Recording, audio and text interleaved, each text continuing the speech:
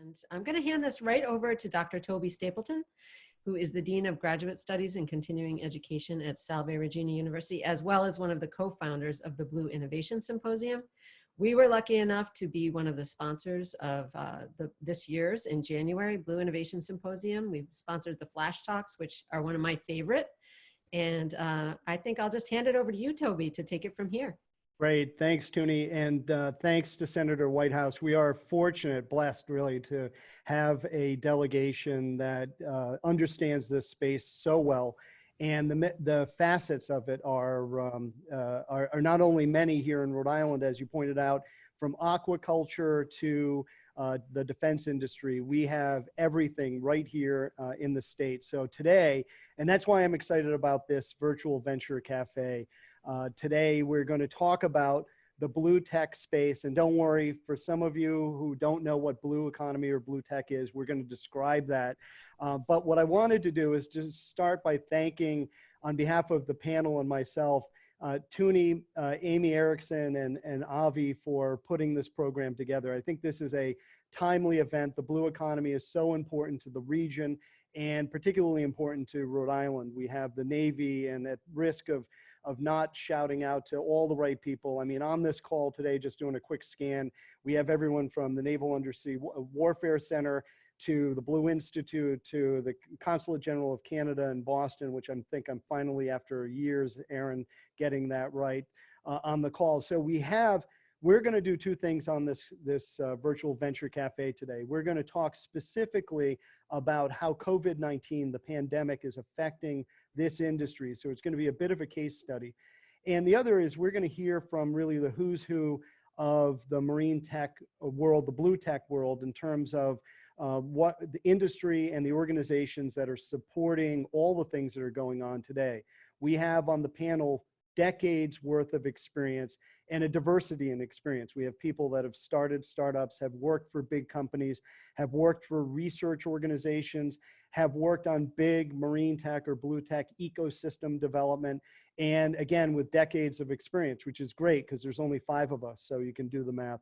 But with that, I thought I would quickly introduce the panel. I know that in the marketing material that was sent out and on the website, there is a deeper dive into all of our bios. We're all active on LinkedIn, so I encourage you to take a look at us there. But we have with us today Rhonda Moniz, who is the president of the Marine and Oceanographic Technology Network and the chairman of the board for the Marine Technology Society, MTS New England. And her day job is the Oceanographic Program Sales Manager at the Woods Hole Group. We also have Hope Hopkins, who's the Managing Director of Mass Challenge Rhode Island. And Hope, as you may know, is leading the effort to create a blue track, which will not only help blue technology companies, but encourage them to locate within the region. I think by the virtue of it, will encourage those companies to come to Rhode Island and to come right here into Southern New England. We have Roger Race, who is the Innovation Director for Dartmouth Ocean Technologies, the co-founder of the Blue Innovation Symposium, and most of the decades of experience that I was referring to are with Roger. Roger has not only been, he's an engineer, he's been involved in a number of startups, but he's also worked with a number of large marine tech defense-related companies, and has been part of some of these ecosystem development efforts that we're going to talk about. And then lastly, my co-moderator, who's going to take over the second half of this program, who not only has the technical expertise, but the real chops when it comes to working with companies from startup all the way to the large defense contractors, is Justin Manley, who with Just Innovation, also a co-organizer of the Blue Innovation Symposium, and really a go-to for knowledge and understanding about this space, and especially around marine robotics, which he's going to talk about later on in the program. So what we thought would be relevant is to start off with a definition of what do we mean when we're talking about blue tech. So I'm going to hand things over to Roger Race for the definition of blue tech. Roger? Oh, thank you, Toby. Thank you all. It's good to be here. the purpose of today's discussion, I love this region. We were talking earlier. My viewpoint that we are very fortunate to have a region that is focused on the blue economy, and I'll define that as being the collection of people and companies that are working on all technical aspects of the study and understanding of the world's oceans. So we have the preeminent builders of unmanned robotic vehicles, and Justin will talk about that later. We have folks making sensors that are used everywhere around the world. I was talking to Tuni. I, this morning, had talked to people in Hong Kong, and then this afternoon in Germany. The ocean is one big ocean, and we're on one blue planet, and we are very fortunate to be the center of a lot of development in this blue economy, which is really the high-tech aspect of working on the world's oceans. And we love Rhode Island, but there's some folks in Connecticut and there's some folks in Massachusetts too that we all play with all the time. So and they're very, to the most part, everybody's very friendly and gets along. It's a good cohort that really does want to do good. And for me personally, I think if we can get the tide to come in for all of us, it'll be a great thing going forward. Thanks, Roger. And I think what we're going to do is to start with that initial premise, which is how is COVID-19 affecting the blue tech industry? And then we're going to talk about later on why blue tech is a challenging industry to get into, to start up, access to funding. What is access to funding now that we have COVID-19 and we have to conduct things virtually? And it was a challenging place. Blue tech is a challenging place to raise money in to begin with. And COVID-19 or the pandemic has made it even more challenging. So with that, what I thought would make sense is to ask Rhonda Moniz. Rhonda, in your role both at Woods Hole Group and as the president of both MOTN and the chairman of the board at MTS, how are you seeing the effects of COVID-19 on the companies that you work with and the blue tech industry at large? Well, Toby, as you know, being the president of MOTN and chairman of the board for the MTS New England chapter, what I do is a lot of networking. And we all know the 3 Ps of networking, right? People, people, and people. Well, one thing I want to say that we have to bear in mind before I go on, though, is if you look at the Chinese word for crisis, it's made of 2 characters. The first one means danger, and the second one means opportunity. And I think we have to bear that in mind, that although we're in an unprecedented time, and I agree with Roger that things are not going to go back to being the same, we all know that, there's also a lot of opportunity, I think. Networking may be on hold, but relationship building is not. That's a lot of what we try to do with organizations like MOTN and Marine Technology Society. We've seen a lot of conferences and events canceled because of the pandemic, and that's obviously affected a lot of companies on a day-to-day basis. You know, we've got people working from home. Our company, Woods Hole Group, is considered an essential company. We do a lot of work with buoys and meteorology and satellite telemetry and things like that. So it's definitely having an effect on people. I think that, and the companies, our supply chains are being affected. Everyone knows that. I think that's particularly difficult for startups who can't get their products out. But it makes networking and what we do with organizations like MOTN and what Venture Cafe is doing here with this particular event is to still get out there, connect with people, make sure we're building those relationships. This is a good time to do that, to get into LinkedIn, to expand your circle. You know, you've got that close circle of people you do business with all the time, and then you know, a circle beyond that where you don't have such a close relationship, but we can expand that. We can you know, move forward to do more networking and get more active in doing that type of thing. And I think that that's really important. And, you know, to know that we can find and create opportunities out of out of a crisis like this. I think, as Roger mentioned again, I don't think things are going to go back to normal. It's going to be a new normal, and we're going to have to get used to doing a lot of things virtually. And I've seen even events such as this and conferences talking about doing things virtually as well.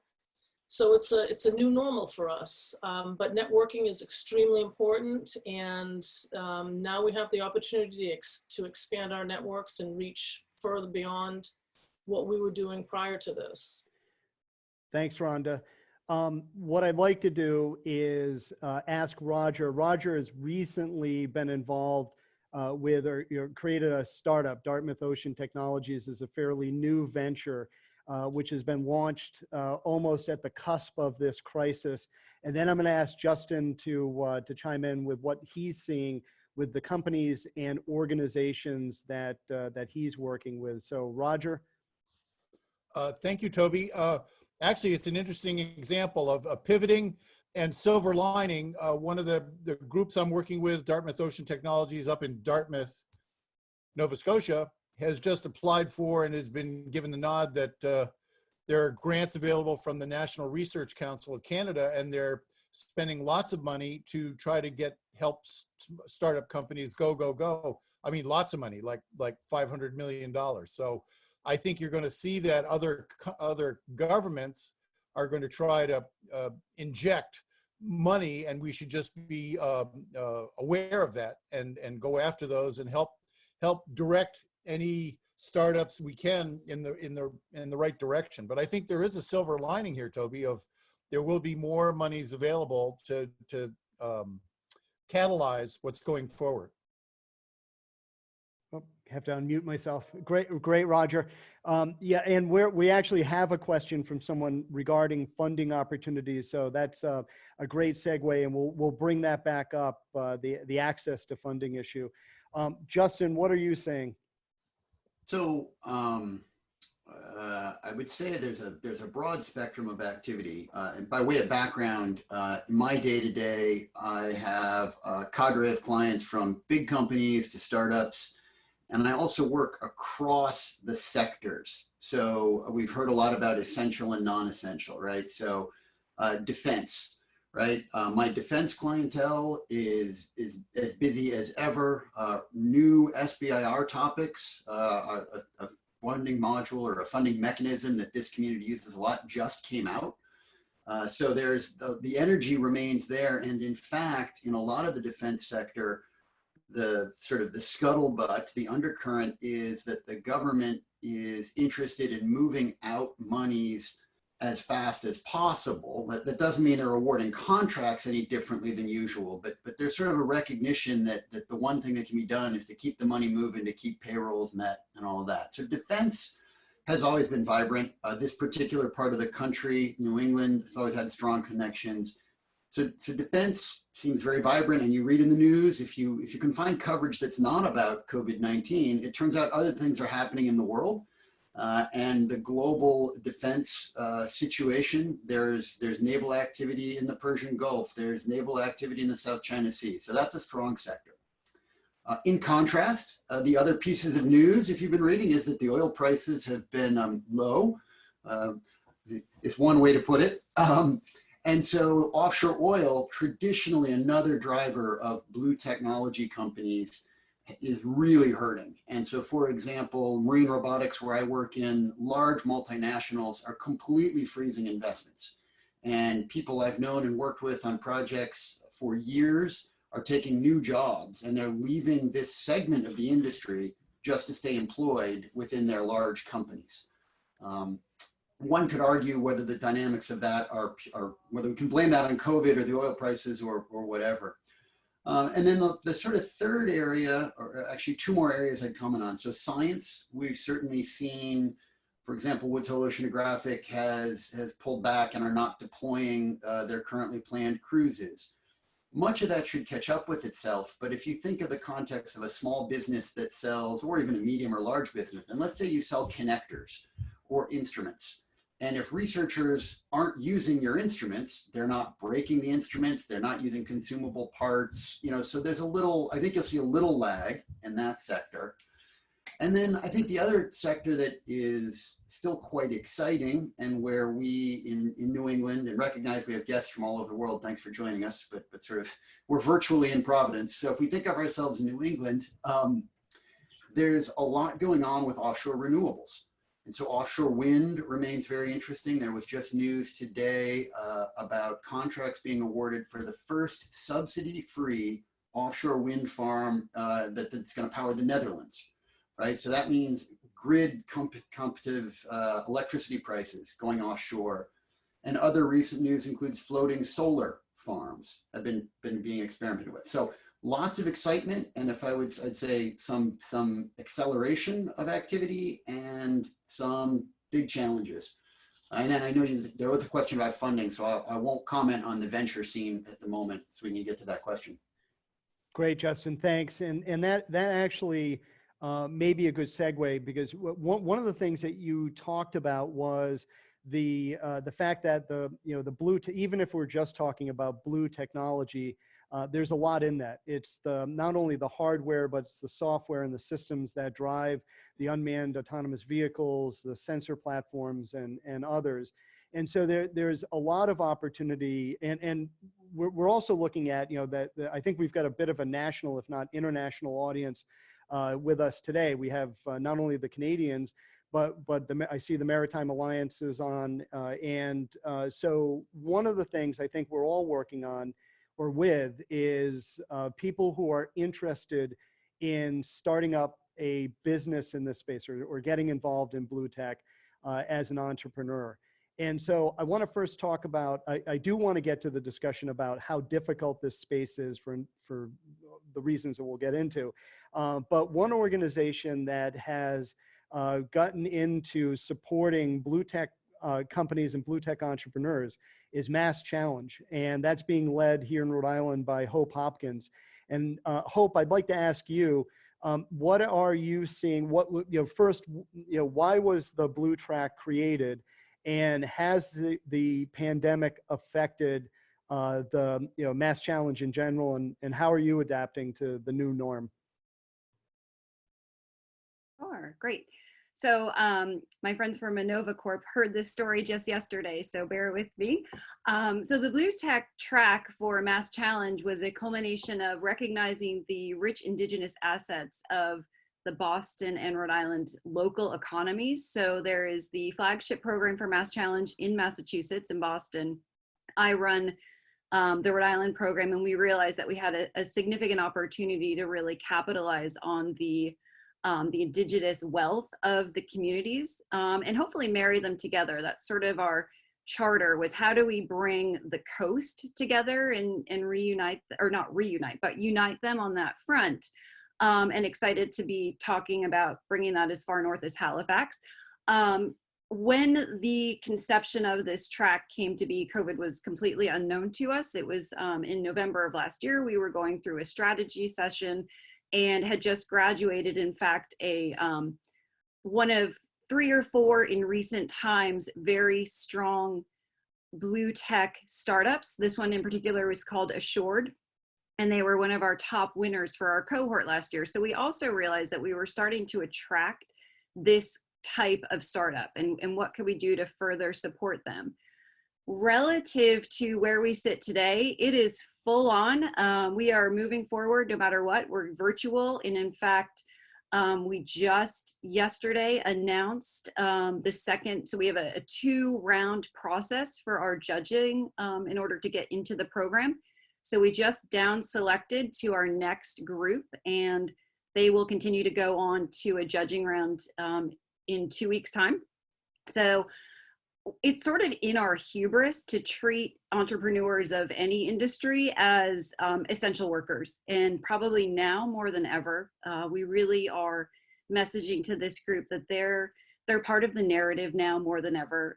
They're part of the rebound story. And what I think is so amazing about so many of them as well is the pivots that they've already done. Pivots in light of seeing the challenges that are being posed by the pandemic, and realizing that the customer needs that they might once have been fulfilling are no longer going to be there on the other end of this as we all adapt to a new normal. Great, Hope. Thanks. And so I think that gives us an opportunity to talk about the challenges with the definition that Roger provided about marine tech. What are the challenges? And I know all of everyone on the panel today has either worked or supported a blue tech startup or is working currently with a blue tech startup. This is really for anyone, Roger, Rhonda, Justin, or Hope to jump in. What are the challenges of creating a startup in the blue tech space?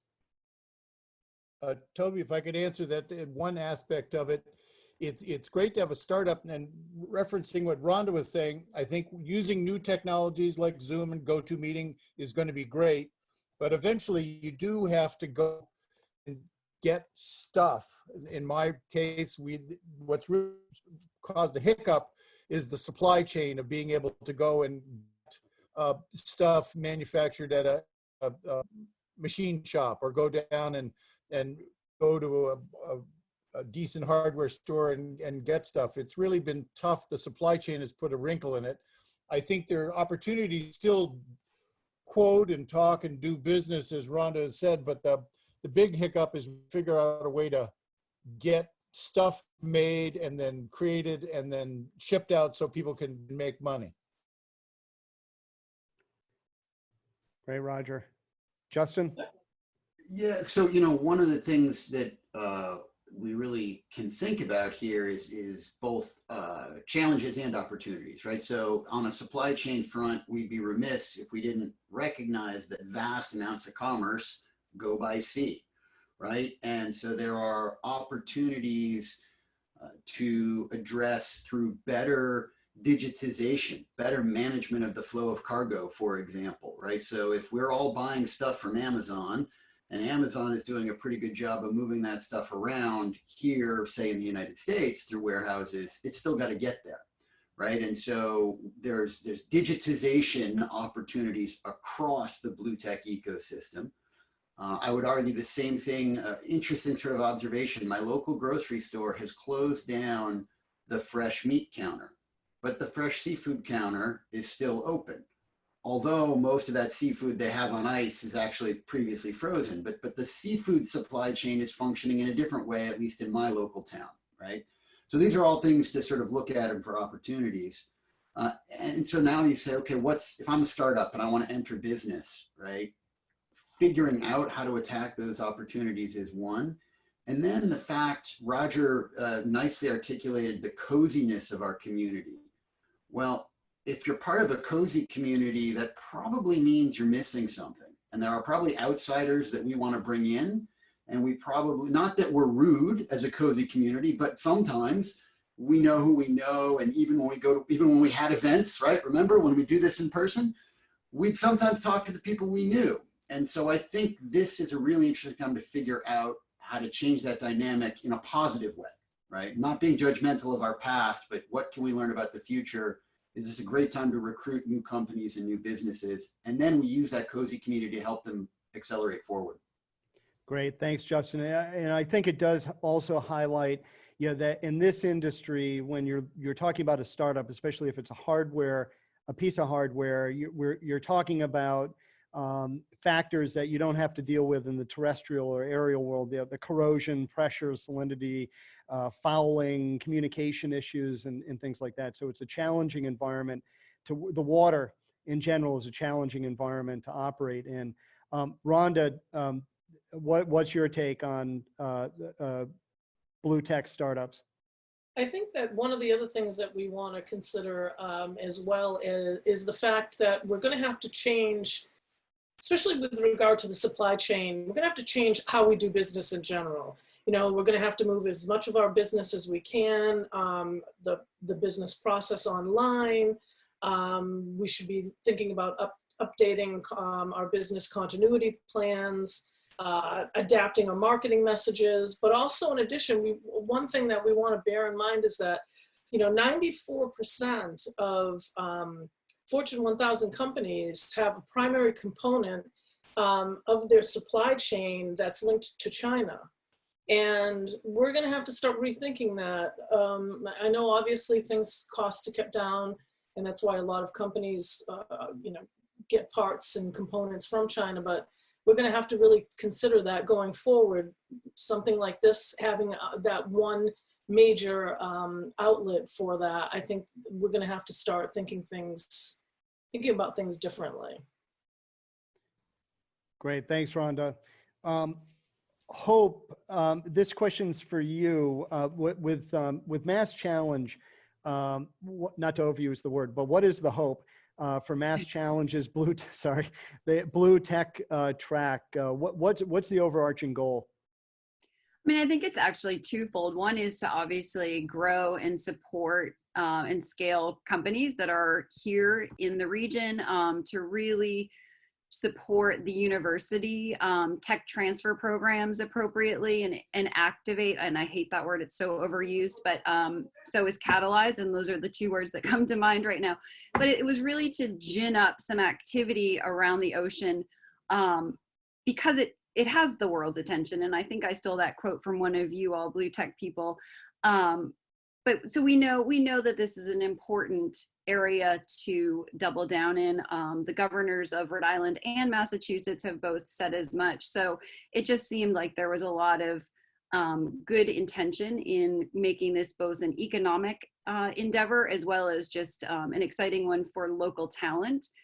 That hope remains. It has not wavered. I think, we sent out our yes emails, as I've mentioned already, and we've had almost 100% response saying we're still in, we'll do it virtually, we're committed to the program.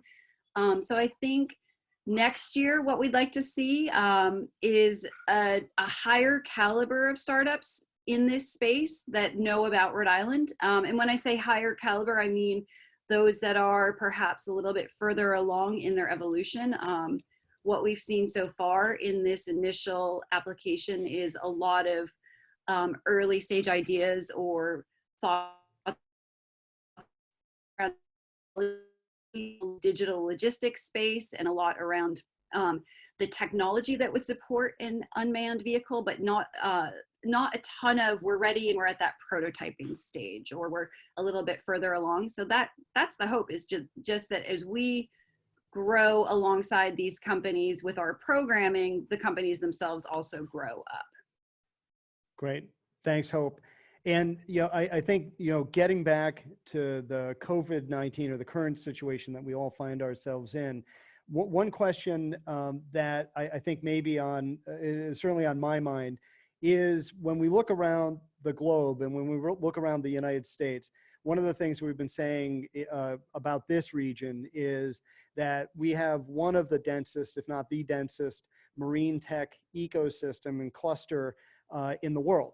And we have institutions like the Woods Hole Oceanographic Institute and the Navy, Newark, that bookend the region. And we have in Connecticut traditional submarine building, and then the research organizations from the University of Rhode Island to University of Massachusetts, Dartmouth, that live within that ecosystem along with industry. Does having all of that, I mean, there's a lot to be said about clusters, but particularly in this time of COVID-19, are you finding that we're all within striking distance to make the COVID-19 or the pandemic easier? Or has the nature of your businesses, and Roger and Justin, this might be, and Rhonda, this might be for you, but are you seeing that it's easier because we're all close and we're in close proximity? Or are the challenges the same because those companies that you sell to are global in nature? Roger? I fielded emails from Germany and Hong Kong today. So, I mean, the business is going on.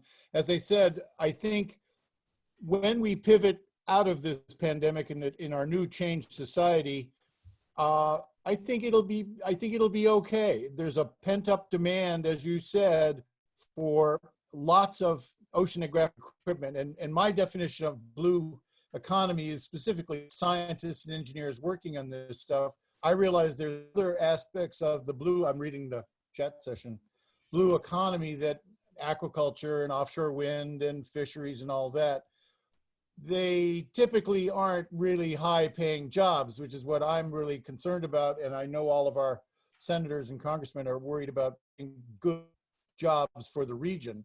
I think we'll be fine coming out of it, Toby. I think being close together has always been a big advantage. I could drive right down to see you in Newport in 25 minutes, or I could go up to MIT in an hour or more if there's traffic, or down to Woods Hole in half an hour. So it's been a real advantage to be in this region amongst all of my cohorts where we can visit easily. Although, as Rhonda was saying, now we're all just visiting via Zoom. So we can chat, we can email. We don't have that wonderful, let's have a beer together at the bar, but I think that'll all come back. And I think our region is so strong that it will come back with a vengeance, and it'll be fine whenever that is. There may be some new rules that we have to play with, and there may be more of this. I think Tooney's right. I think we'll have a lot more of these types of events, and especially as they start getting out on YouTube, as obviously people are going to go, wow, that was cool. What else can we do? What other areas can we talk about? As you said, what can we learn from this? What areas can we talk about and get more experts in that? But I think this region is ripe to explode with more oceanographic jobs and businesses going forward. Great. Thanks, Roger. Justin, it looks like you have a... Yeah, I'm going to just sort of, the one thing though, so we're talking about a couple of different things here, right? So there's the dynamic of the existing industry and its growth. And that can be things like, okay, now offshore wind is coming to the Northeast, which means the supply chains and the economy that we used to associate with the Gulf of Mexico, where we drilled for oil, right? You needed offshore support vessels and technology to support oil. You need similar infrastructure and capacity to support offshore wind, right? That's an economic trend and a growth trend, and that should create employment, and that excites a lot of people. But then there's the question of startups, right? And new business entry into the space. And I was trying to make some notes here, and I 1, 2, 3, 4, 5, 6, 7, 8. I have a dozen ocean tech startups that I am aware of. And some of the more compelling ones are actually founded by outsiders, folks who are stumbling into this space and not necessarily setting out to enter blue tech, whatever we decide that means, right? They're technologists, they're entrepreneurs, they're innovators. And some of them, I'll give you a great example. One that I'm aware of, it's a European-based business, but they're starting to grow. They're starting to have an impact up in Nova Scotia. The primary innovation, their technology, they did build their own tech, but they didn't have to. They could have bought it. Their primary innovation is in their business model and how they go about selling robot boat services into the market. And it's been working out really, really well for them. So as we think about catalyzing growth of new businesses, I think we need to be, I don't know what word I want to use here. We need to think harder about it. And just saying, oh, we have all these brilliant people at Woods Hole Oceanographic or at URI or anywhere. The brilliant people don't always create the best businesses, to be brutally honest, right? And investors don't often go for academically spun off companies. They go for big markets. So if we can create better overlap between big markets, compelling problems, smart people, I think we're going to see even more, right? So I don't mean to sound cynical or pessimistic, but there's opportunity to do even better. Great, Justin. Thanks for that. And I think, that funding question, we definitely want to we definitely want to touch on that. And there's a couple questions, including the impact of the big fish, as it were, and then what the job prospects look like in defense, ocean exploration, offshore wind. But before I get to those questions, Rhonda, when we look at blue tech in general, does the fact that we're in close proximity to each other help, or again, is your business global? I agree with what Roger had said. Our business is definitely global. I mean, we have Woods Hole Group, for example. We're a subsidiary of CLS France. So our parent company is actually in Toulouse, France. And, you know, so I'm dealing with different time zones all the time, constantly.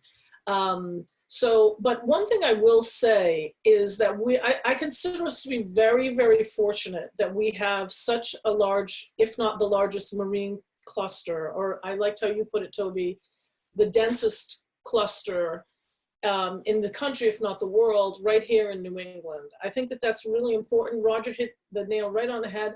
I can do the exact same thing. If I need to go talk to somebody up in Boston or down Falmouth, Woods Hole, Providence, Newport, it's all within close proximity. And I think that that does help. I think it's great to be able to get that FaceTime when we can, and to be able to, like, you know, Roger was saying, go for a beer and have a chat, and, you know, we'll get back to that. But I think, yes, to answer your question, you know, what I deal with and what I've always dealt with, I've worked for a number of companies and organizations over the past 25 years in this industry. And it's always been global, but there is something to be said for that, for the community, the blue tech community that we have here in New England. It's unprecedented. Thanks, Rhonda. Hope, before we turn things over to some of the questions that have been coming in, I wanted to turn things over to you. Thanks. So I wanted to just revisit a comment that Justin made earlier, and that was about blue tech, and it sort of addresses some of the comments I'm seeing through the chat.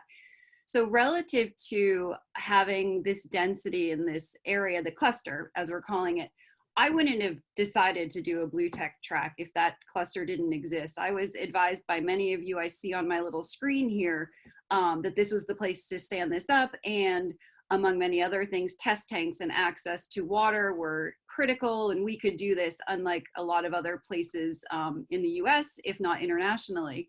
But what's really interesting is when we started to put the call out for applications for these startups, we allowed them to check off a box and designate themselves as blue tech. And in addition, I had also screened for sustainable development goals. I will tell you, if I just gave you the numbers and I don't recall off the top of my head, defined as blue tech, it was somewhat disappointing. But then as we went through all of the applications and started to really review the technologies and the applications, it was amazing. So I think that there's a piece where we talk about not being too insular, but there's also a notion of how do we define blue tech in a more, with a wider aperture, so that we are capturing people beyond this community. And that's where it starts to get really interesting as well. Great, thanks, Hope. One question that came in through the group chat is, I think it's a good question, because I ran a technology incubator before coming on board to Salve Regina University. And at that incubator, I used to have this ecosystem map, a Silicon Valley ecosystem map up on my wall.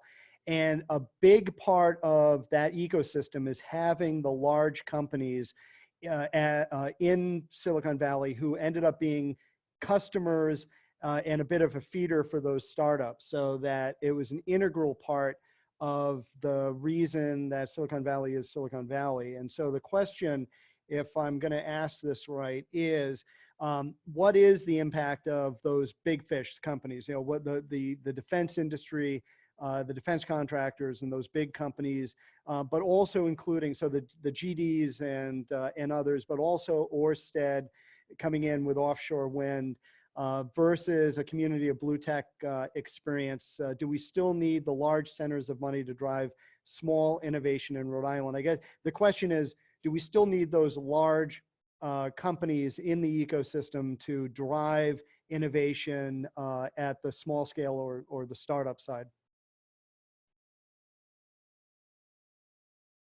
Toby, I'll bite. So I actually don't think the large companies do a whole lot of driving of the innovation, right? As a general trend, I mean, why do big companies buy small companies? Because they've become big and they've slowed down. right? So, I mean, I work across the spectrum. I have client companies that have, you know, essentially 0 employees because they're not even founded organizations. And I have client companies who are 100,000 plus organizations. The big ones are inevitably not innovating. They chase bigger and bigger contracts. What they do bring is a lot of resources. And then, you know, in terms of they hire people and they create jobs and they grow these concentric rings, if you want to call it that or whatever. The cluster strengthens by numbers and by thinkers. But the one other thing that they do is they're really powerful indicators of market, right? So if a company gets big doing something, that's a big market. Therefore, there must be problems to be solved as the markets get bigger, right? So for example, wind, I'm very familiar. There's a small startup company in Massachusetts. They have decided to focus the growth of their business entirely around offshore wind and providing a key service required by the wind farms. They're getting supported by Equinor, oil company that's trying to transition into renewables, right? So there is value there, but it's not that the big companies are bringing the innovation itself. They're more like the needer, the user of the innovation. Right. And, you know, I think all of us have seen how, you know, big companies, especially the defense contractors, are, again, innovating through acquisition. Just in the last couple of years, we've seen L3Harris, BAE, and others. You know, there's been 3 acquisitions that I think we could point to over the last 2 years or so that were driven, you know, by those 2 companies that were local examples of those big companies buying smaller startups to, you know, to bring that innovation in-house. Roger, I know that you've been involved in this space. What are your thoughts of, you've gone through a few acquisitions, right? Big companies acquiring the smaller companies. Oh, joy. Yes. It was so much fun. Yeah. We were a small startup. We invented a bunch of cool technology, and we were gobbled up by a very large company that I love very much, Rolls-Royce, and then we were spat out by the side of the road. So, having experienced the full circle there, I can tell you it is a lot of fun. There's money to be made for sure, but Justin is absolutely correct. The big companies have access to big dollars, but they rarely innovate anything. They will go out and partner with smaller companies, and I see chats here. SBIRs are a great way to do that. That's non-money. They are always willing to partner with small, innovative companies, and that is going to continue. And I think what we need in this whole region to promote all of the blue economy is better connectivity from the small startups and small businesses to the big guys who literally do have big bags of money. That's what we need more of. Great, thanks, Roger. And I think it's a good point about the SBIRs. The SBIRs are still a path to sustainability and growth for some of those small companies that are looking to take the tech to the next level. But that's challenging as well for anybody. I'm serving as a reviewer now for an SBIR. And again, the companies that are submitting those applications tend to be, at least for this one solicitation, tend to be the smaller companies. Rhonda and Hope, before we move on, Rhonda, you've also gone through big company acquisition, worked for a smaller company and then got acquired. What's your experience been? Well, I don't know if you noticed when Roger so eloquently described his experience, I had to chuckle because I have gone through that so many times myself. And yeah, and Justin's spot on, you know, those large companies, they really don't, there's no innovation coming out of those large companies. It's the smaller companies that they acquire. And in my mind, when I think about innovation coming out of a large organization, I think of something like Woods Hole Oceanographic Institute and all of the small companies that came out of there that were very innovative. Maybe they worked in a lab and found that there was a problem, came up with a solution, and spun off I mean, some of those large companies we're talking about are spin-offs from Woods Hole Oceanographic Institution. So that's kind of another interesting thing that I always think about as far as is innovation. I think, you know, the ONR works with a lot of small companies, and that's where the innovation comes in. Places like Woods Hole, that's where a lot of innovation comes in. But yeah, Justin was spot on with, you know, the larger companies, they're not doing that. And Roger's right, they go out there and, you know, they acquire, like Justin said, they acquire all these small companies, become larger and larger and larger. And one of the interesting things I've seen, and I'm thinking of one company in particular that was bought out by a large corporation. They were innovating constantly. And as soon as that large corporation acquired them, that was the end of the innovation. So, and oftentimes, sometimes that product line completely goes away. Right. So, yeah, we've been there, done that, got the t-shirt. Right. Yeah. And so it's there's sometimes not only the challenge of that the technology gets buried, but also the culture changes. So the startup goes from, you know, cutoffs and flip-flops to khakis and polo shirts, right, and boat shoes. So Hope, what's your hope for the small companies or the companies that are going to participate in the Blue Track for Mass Challenge? What kind of support are you going to be providing to them in addition to the mentorship? What's the ideal for those companies as you move them through the accelerator? Is the idea to connect them to some of the bigger companies? Right. So yes and no. There's a 3 words that I've come to know through just working with the blue tech companies to date, and that is the notion of a technology insertion program. And where I sit from working with startups in the past, they're not a bit part or a bit player in companies. So acclimating and helping them tone their ear to what that actually means is interesting. And similarly, it's meant educating the partners, right? It is educating some of the primes that this is not about absorption. This is about co-development and collaboration. So our hope for the program is really to re-educate some of the large corporations, and this goes across the board. I mean, I have other corporate partners that don't touch the ocean who have the same challenges. It's really how do you maximize your innovation strategy while adopting a startup. It is often a culture clash, and so we do a lot of not only work with startups on that front, but a ton of work with our corporate partners as well. So I guess coming back full circle to my hope for this program is that we'll find a whole new group of local collaborators in both small and large. Great, thanks, Hope. And so next I want to pose a question by Christine, and then we're going to get to Kate and Timothy's questions. But the question from Christine is a good one, that when we talk about jobs, you know, what do the jobs look like in, so we're talking about, you know, sort of different industry sectors, defense, ocean exploration, and offshore wind.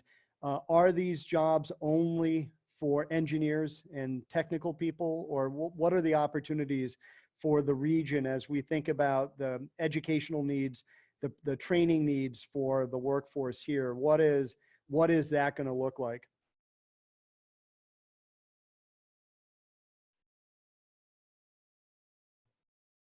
I'll dive in, Toby. I think you have to view this as an ecosystem, right? And so engineers and scientists, so PhDs in oceanography will always exist and be needed, and they'll be relatively few and far between.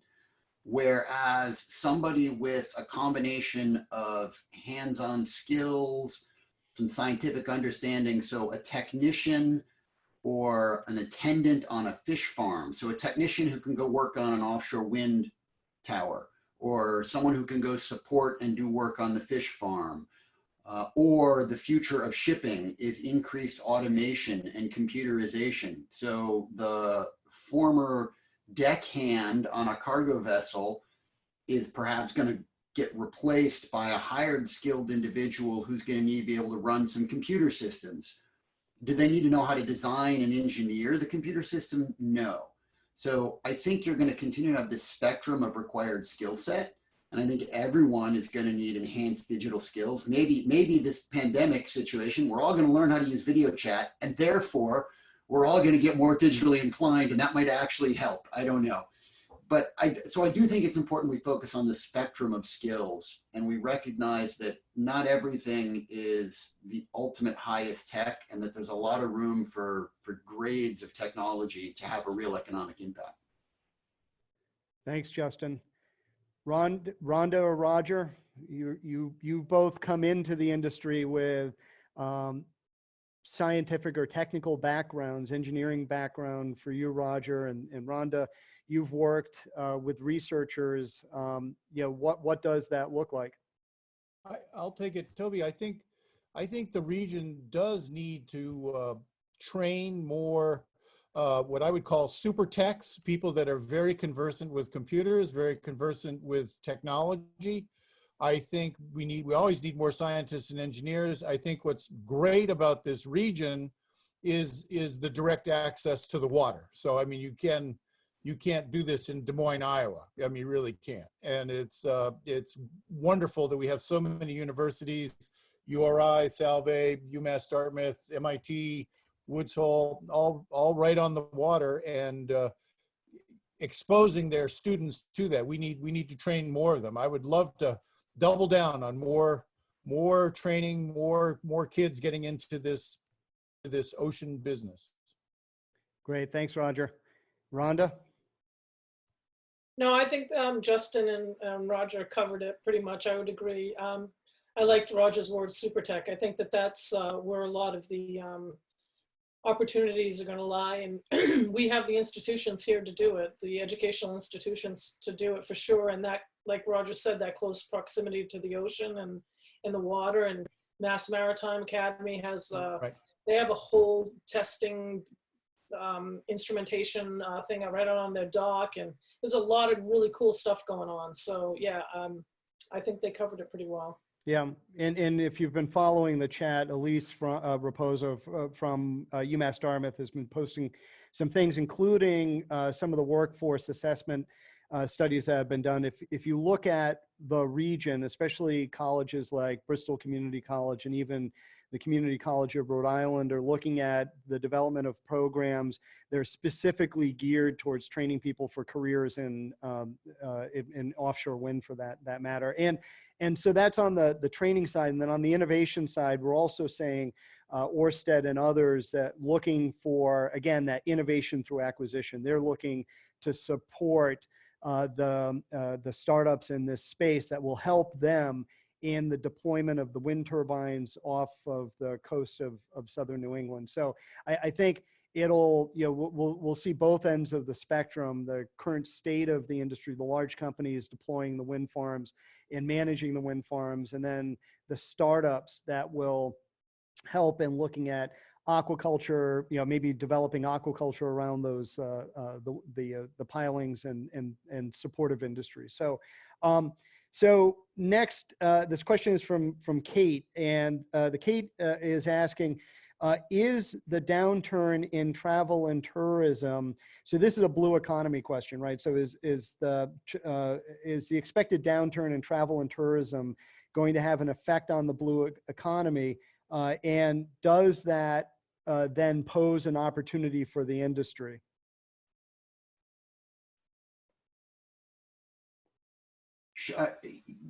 So the short answer, as far as I'm concerned, is yes. It's a very binary answer. Yes, I smell opportunity. I think there's a lot of things going on there. How it's going to play out is hard to say. I fear that may be one where the burning flame of good stuff, strong future growth, does come on the ashes of some old things, right? I mean, I suspect dive boats, charter boat operators, beachfront hotels, I expect a lot of pain in sort of that blue tourism economy before we find the sort of silver linings that lead to new business ventures and new avenues, right? But so I'll give you one, or or if it stays this way, right? So if travel, and that's just if travel kind of comes back slowly, if travel is forever altered, I've discovered, for example, there's a virtual reality kit you can put on and get in a swimming pool, and you can swim around a swimming pool and pretend you're swimming around a reef, right? So you're in your swimming pool, but you feel like you might be on a reef having a virtual experience. So like you could see all kinds of future market opportunities there to like go make the tours of reefs. So the people in Australia who live on the Great Barrier Reef will be taking us on guided tours via robotic and remote technologies, right? And that might happen anyway. So I think I want to come back. So if you think about the big economic industries globally, tourism is a massive global industry. And if you go look at things like the Sustainable Development Goals and when this definition of blue economy, we cannot forget that sector, right? And oftentimes we forget and we don't hunt for opportunity there. So a good question and a good call. Yeah, thanks, Justin. And Roger and I, for some point, had served on the Cape Cod Chamber's Blue Tech or Blue Economy, rather, not Blue Tech, but Blue Economy project, which was funded through the U.S. Economic Development Administration. And when we look at our economy, the Southern New England region in general, when I talk about dense and diverse, blue tech or blue ecosystem, tourism is part of that. That it's not just the beaches, but it's all of the supporting industry and organizations and businesses that map our coastline. And so, for sure, a downturn in the travel and tourism is going to impact us in one form or another, because there's a compounding effect where less tourists means less people eating at the restaurants, eating less locally sourced oysters and shellfish and things like that. So and so on. So you'll for sure it will cause us, at least for this summer, challenges, and we will see opportunities come out of that. The opportunity, if you will, that Justin's pointing to. And Justin, my bathtub is not that deep that virtual reality system is going to get me to think that it's I'm going to be swimming in it. But but the point is that we are going to adjust. We're going to adapt technologies and adopt, sort of adapt to COVID-19 and adopt technologies that will allow us to not just get back to business as usual, but to reflect what's happening. So again, it's not the end of the world. It's just the end of the world as we know it. Rhonda, your Woods Hole group is based on Cape Cod, and so you see probably in your commute travel and tourism impacting the Cape in one form or another. But again, back to that question about travel and tourism, is that going to create an issue? I think it's going to depend on what market segment you're talking about. So for me, for example, when I'm thinking about tourism and taking trips, so I became a scuba instructor in 1990. And I've seen over the course of the past decades of teaching diving and, being involved in that industry, which is very, very much linked to travel and going on dive trips and everything. I've seen that industry's changed a lot over the years, and a number of things can change it. For example, here in New England, it's very seasonal, and there's been a drop off in people becoming certified as divers when we get all of those great whites off the coast of Cape Cod. Now, no one wants to go scuba diving. Go figure. But I do think that will have an effect if we don't get back to normal travel, because a lot of, for me being a diving instructor in New England, a lot of our base of students would get their pool work done here and their classroom work done here, and we would sign off, and then they would get on a plane, go somewhere nice and warm and tropical, and do their open water dives with another instructor to get their certification. So I think it does depend on the market segment, and I think some are going to be affected much more than others.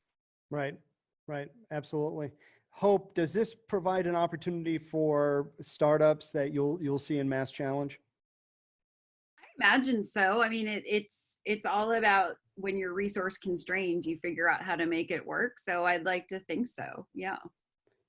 Great. And the question that Timothy posed, I also, this is, I think we all have experience with this, is how do we connect the startups with those big, mid-size and big marine tech companies? So if there's a startup that's introducing or looking to introduce a product that could potentially be beneficial to a large company, how do you go about brokering that connection? How do you make the connection?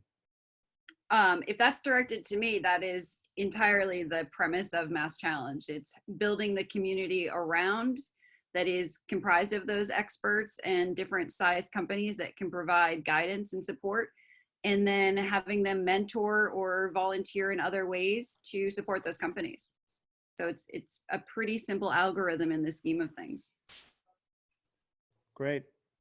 Rhonda, Do I get to do a plug for call for volunteer mentors? Yeah, Hope, absolutely. Go. I do see there's a few folks on this call that I do recognize as mentors. So, but go, yeah, absolutely. Hope, jump in. Absolutely. Well, so go to our website. There's a link that says experts, and it's a very simple form to fill out, and we'd love to work with you. Great. Oh, website being masschallenge.org. I'm not very good at this game. Perfect, Hope. Great, thank you. Justin, the startups that you're working with, when you've worked with startups, how do you introduce them, or do you introduce them to the big companies right away? Do you wait? And then how does that happen? Yeah, so it's a mentorship as a key word here is an important one, right? And networking is another.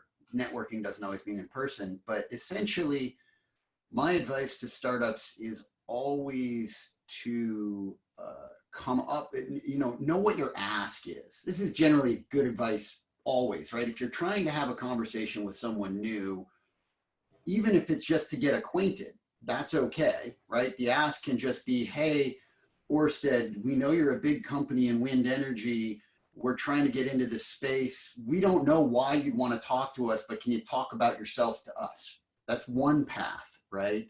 The other path could be, hey, big defense company, we know you need this kind of technology to meet this kind of requirement. We happen to have it. We want to talk to you about a business partnership. But it's really, that's always a very powerful lever for getting a conversation going.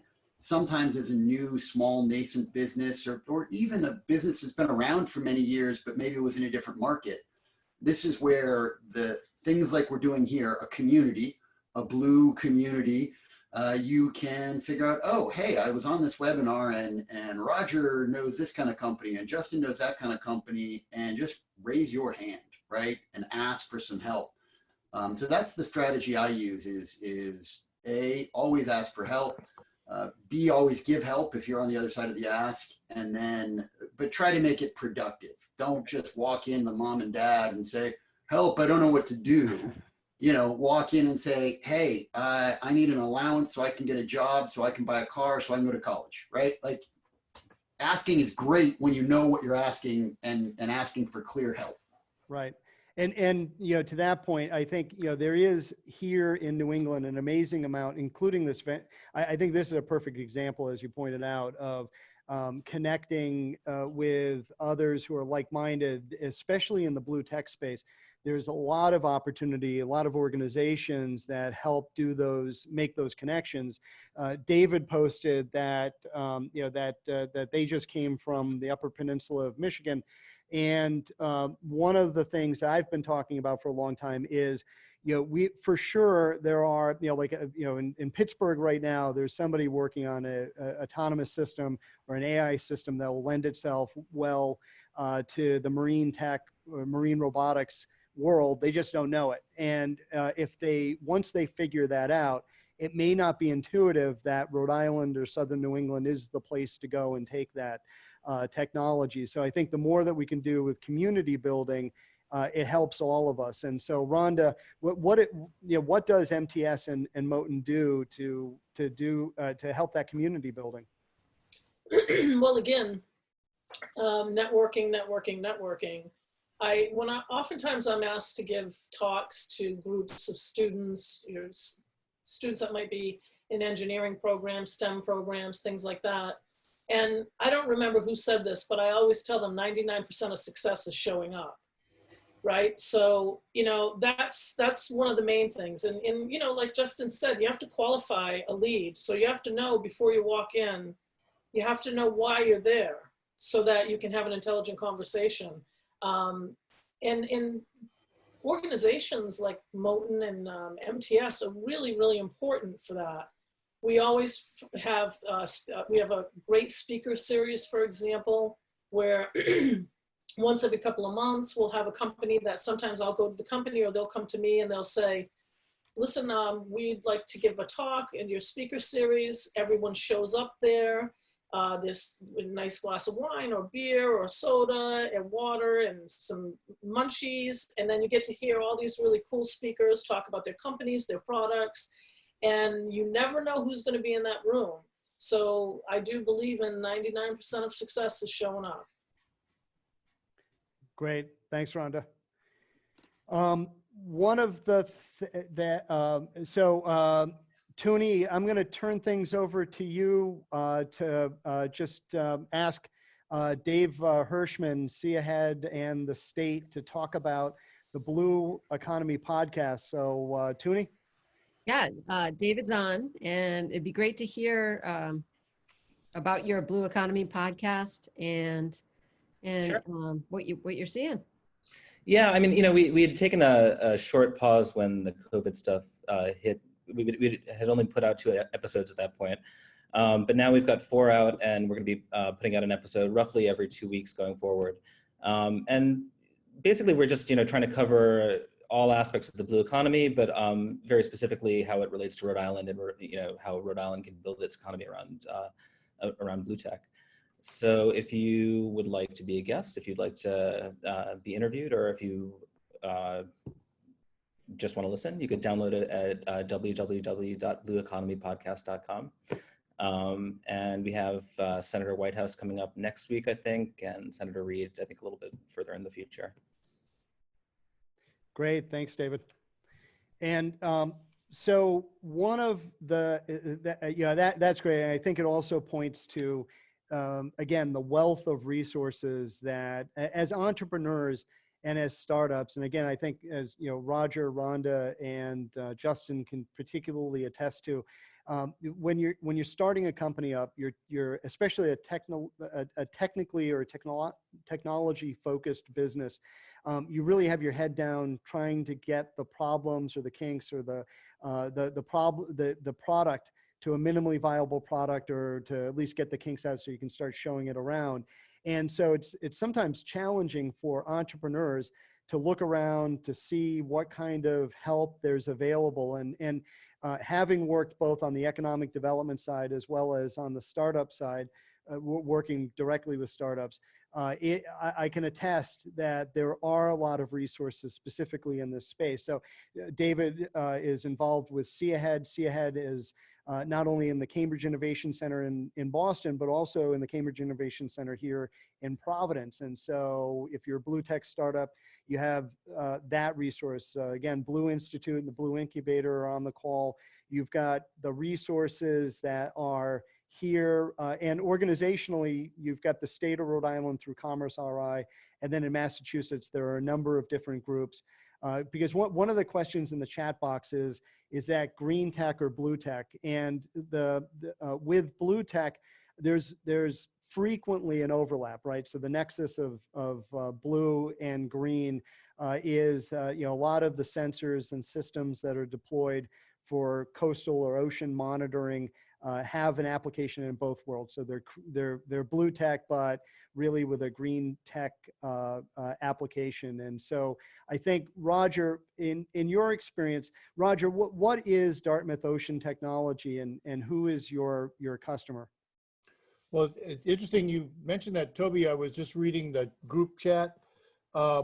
We just delivered 5 systems that were used to locate whales. And this comment of offshore wind needs that. I built 5 of them a month ago. So, I mean, it's all done. And we were listening for whales up off of Halifax Harbor. and it could be done down here very easily. So I think it points out the connectivity. We have the same problems all over the globe, and we just need to have more of this connection where you find out what Justin's working on or what Rhonda's working on or Roger or Toby, and tell everybody about it, because it's not everybody can know everything all the time. So I think this kind of thing is good. I think more of this is going to be better and better and better. And as they go out, as Abby said, as they go out to go on YouTube and other sort of open areas, I think it'll start to explode. Then it'll circle back, and we'll get more people, hopefully more kids interested in this science, more kids wanting to go in major in these kind of things and become the super techs that take care of all this stuff that we're inventing and putting out on the water.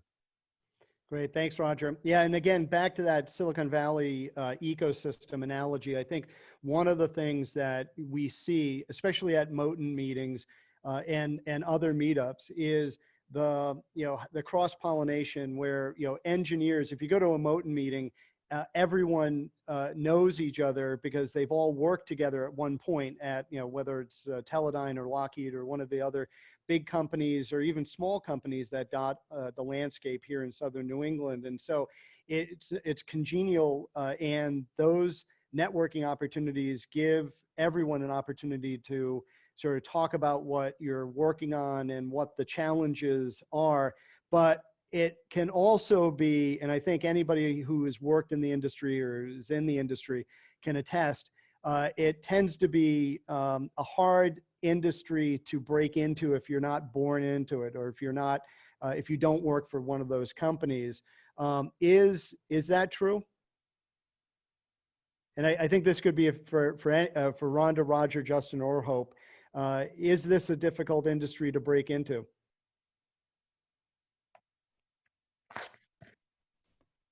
No problems? I'll take that, Toby. I don't think it's hard. I think that you just have to have a passion for it. I mean, you do, if you want to be a tech, you do have to understand basic physics and all the stuff in our world of the technology world. For the blue economy in general, the bigger blue economy, I suppose that's pretty easy to get into, quite honestly. I think you just have to have a passion for it. Rhonda? Rhonda, if your microphone's muted, if you're. Oh, okay, I got it. I thought I hit it, but I guess I didn't. I want to second that too, what Roger said. The most important thing is having a passion for the industry. And, in my career, whenever I've talked to people or people have asked me about my background or I've given talks, whatever it might be, I have a very eclectic background, a very diverse background, and it's because of my passion for the industry that I've kind of sort of carved out the career that I have. Because if I was working for a company and that job all of a sudden dried up, then I would recreate myself. I've recreated myself 100 times in this industry just to stay in this industry. I've been editor of Ocean News and Technology magazine. I've been on multiple expeditions around the world as an ROV pilot. I've worked as a dive safety officer. I mean, the list goes on. I've recreated myself literally so many times. And it's because I have a passion for this industry. And it's the only industry I really enjoy and see myself in. So I've had to sort of do some quick footwork from time to time. When something all of a sudden goes away, I've got to figure out how to stay here and stay put. And so I've done that. So yeah, I would agree. Having a passion for the industry is probably the most important component. Great. Yeah, because this is a bit of an unforgiving. I've worked with a number of entrepreneurs in this space who, once they get out, one of the things that they say is, I never want to try to put something in the water again, or never want to go back into the space. And it depends on the experience. I know that I've seen some of Jeff Smith, who's on the call, or was on the call anyway, recently sold his company Riptide to BAE Systems, and Bob Anderson, who founded Ocean Server, got acquired by L3 Harris. And so there are examples of companies that have had successes in taking their company to the point where they're on the radar of one of these large multinational or large defense contractors and to get acquired. So before, I know that we're going to get into a discussion about Blue Robotics that's going to be led by Justin. Before we do that, what I want to do is get to this question, and maybe this might be the last question, funding. It's on everyone's mind. Funding in blue tech is, I use the analogy of biotech, right? So biotech, there's a long lead time to product development and then getting a product to market. However, the difference between biotech and blue tech, there's lots of differences, but one of those is that the biotech is a well-worn path. People know that there's a clinical trial or clinical trials, that the product is going to get to a point, and then there's a next step and a next step. And we can exit at these different steps in the process. In blue tech, it's not so clear. So with my blue tech startup or an idea, if I'm going through, for instance, Mass Challenge with my blue tech idea, I'm getting the connections, I'm getting the mentorship, and I'm getting the exposure to those large companies.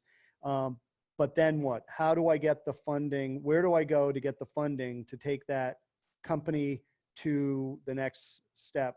So Roger, you pointing at Justin, or you're going to take it? I'm pointing at my hero, Jeff Smith, who is here and still likes to go out on the water, even though he sold his company. I think Jeff could answer that question very well. Hi, Jeff. Jeff, just give us a quick background. Who are you? Jeff Smith.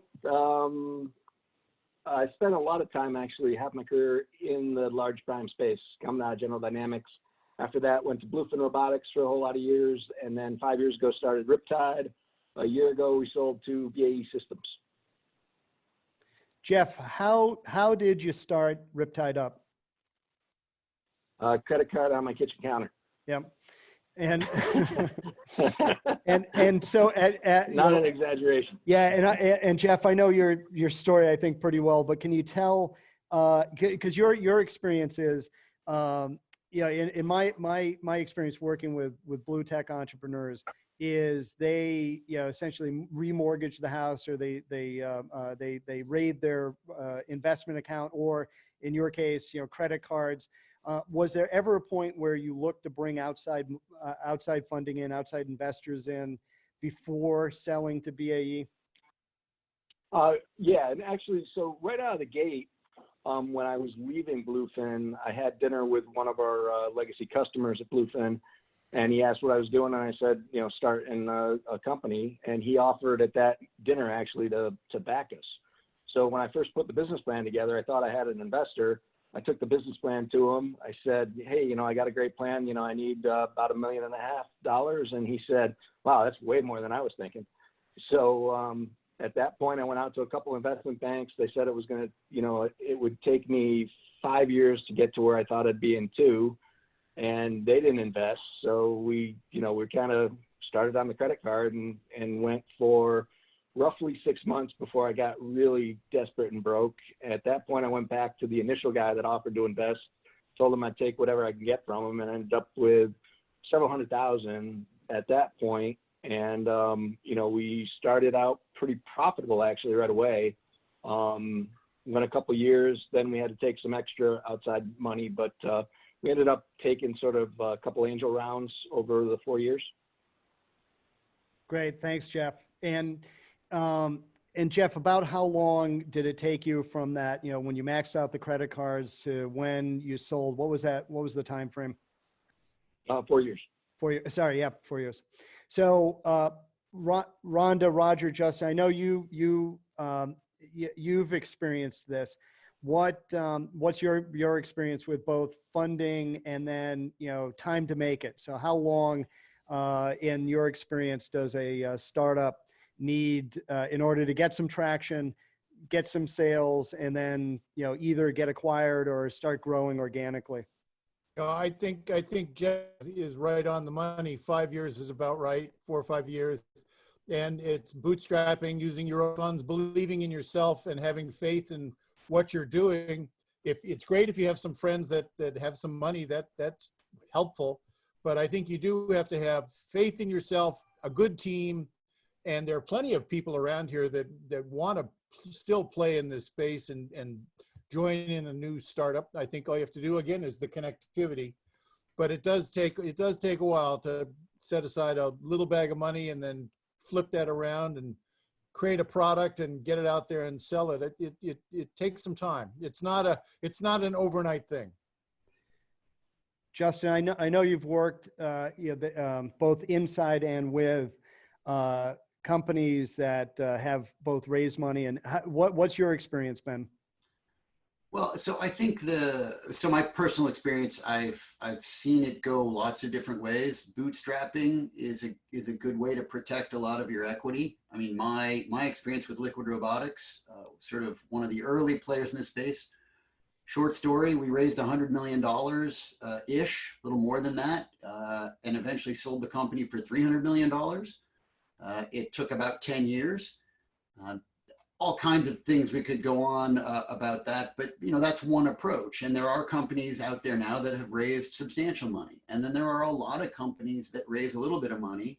And then there are a lot of companies, honestly, that are great businesses that bootstrap. They exist for 20 or 30 years. They grow to having 20 or 50 employees. People are happy, right? So it's important to remember that even though we're talking about startups, we talk about venture capital, it's totally okay to grow a company to 25 people, single-digit millions of dollars a year, serve a market need, and be happy. You don't right. So that's a long-winded way of saying it's important to ask these questions and understand the implications and don't make uninformed decisions. Kind of know why you're doing what you're doing. Right. Great. Thanks, Justin. Rhonda, you've worked for some companies that have been acquired, at least Cbotics, that when I first took over the incubator in Massachusetts, Cbotics had a toehold because of you, and then they got acquired by Teledyne. Is it tough to raise money in the marine tech space? Well, I think that Justin, he had a good point when he said you really need to know what you do, and you need to know what your needs are. You need to know your market. And I don't think it's necessarily, I mean, let's face it, any startup is going to be difficult. It's difficult to get money. It's difficult to go up to somebody and say, write me a big fat check because I want to start this company. I mean, that's always difficult no matter what market segment you're in, I think. But I think if you have the passion for it, you know your market, you have the product, then, I think that it's definitely possible. And networking is a big part of that too. And being involved in a lot of groups that help with that is how you get those connections with people. And that's really important as well. That's great, Rhonda. Yeah, and again, I've been an entrepreneur outside of the blue tech space, and as I say, I can teach anyone to make a small fortune. You just have to give me a big one to start with, and it's true in blue tech. Not all of the companies are successful because it is just so difficult and challenging, and I think that's why a program like Mass Challenge is so valuable, because really the kind of work that Mass Challenge, especially with the mentorship model, that provides to the companies in this case, a very difficult space, I think is invaluable. So Hope, we applaud everything that you're doing to lead the way in bringing Mass Challenge, Mass Challenge in general to Rhode Island, but Mass Challenge, this blue track, I think is going to be transformative. Thank you.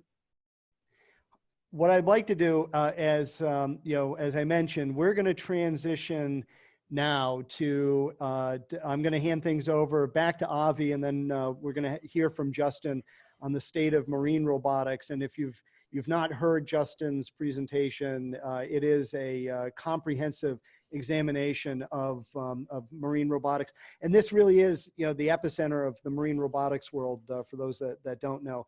But I want to, before we transition off, I'd like to ask Roger, Rhonda, Hope, and Justin in that order to just say a few closing remarks. So Roger?